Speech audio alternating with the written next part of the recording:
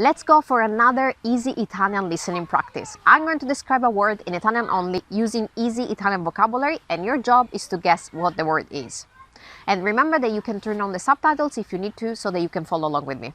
Let's go! Andiamo! La parola di oggi è un oggetto.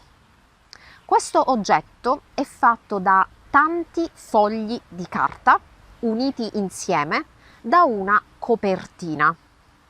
Usiamo questo oggetto per scrivere e prendere appunti, per esempio quando seguiamo una lezione o quando vogliamo annotare le nostre idee o riflessioni. Che cos'è? What is it? Let me know in your comment below the video. That's where the game continues, so make sure to leave me your comment with your guess and I'm going to reply with my feedback. See you in the comments. Ci vediamo nei commenti.